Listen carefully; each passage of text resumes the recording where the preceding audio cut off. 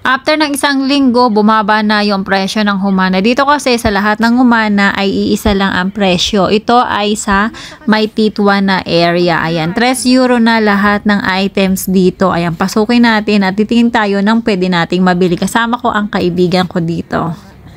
Sa mga hindi pa nakakaalam, once na nakakita kayo ng nakasulat na Humana, ang ibig sabihin niyan ay ukay-ukay or second hand. De marami diyang mga paninda na mga damit, sapatos, bag at kung ano-ano pa. Tapos marami talaga tayong mga kababayan ang dito namimili. At ang kagandahan pag kayo ay bibili sa Humana kapag first week, syempre ang presyo ng bawat items ay nakalagay doon sa bawat items na nakadisplay sa kanilang paninda. Ngayon, habang tumatagal, every week ay nagbabago yan ng presyo. At ang kagandahan kapag bibili kayo ay kapag medyo matagal na, yung magkakatapusan na, kasi mababa na ang presyo. Kaya lang, pag mga ganyang petsa, syempre, napili na yung magaganda. Meron na lang mga natitira na magaganda, at depende lang din sa estilo o sa type nyo ng klase ng damit.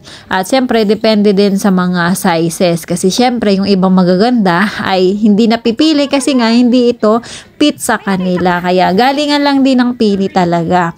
At napakaganda dito kasi mura nyo na lang mabibili. Kasi syempre kapag bibili kayo sa mga brand new, mahal. Kaya lang syempre, ikaw ang unang gagamit. Yan naman kasi ay mga second hand talaga. At tapos, pero syempre depende na lang din sa pagpili mo. Check mong mabuti. At ang kagandahan dito, syempre mga branded ang mga paninda na nakalagay diyan. Kaya lang galingan lang talaga. Alam mo, marami tayong mga kababayan na nakita diyan na nakapag-shopping at nakapili na ng kanilang mga pang-OOTD. Nakakatuwa nga kasi talaga nagtutulungan sila para sa kung anong outfit ang susuotin ng kanilang mga kaibigan. At ayan, meron akong nakuha na isang damit. Black kasi wala akong ibang makitang ibang kulay. Yan lang talaga yung nagustuhan ko, maganda.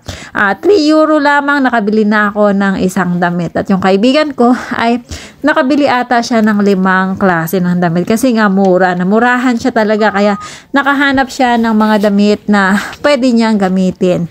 Ayan, sa mga kababayan natin na pupunta dito sa Madrid, Spain, hindi nyo po problemahin ng damit once na hindi kayo maselan. Siyempre, labahan nyo lang mabuti kasi siyempre, may ibang gumamit niyan. Lalo na ang mga ibang lahi ay once na ginamit nila, hindi nila agad yan nila alabahan. Kaya kailangan labahan nating mabuti. Ayan, sa mga kababayan natin, welcome dito sa Madrid, sa mga pupunta dito at marami kayong mga damit na mabibili dito. Asigurado kung kayo ay mahilig mamili o mag-shopping, marami kayong maiipon na mga damit, mga sapatos at bag at kung ano-ano pa.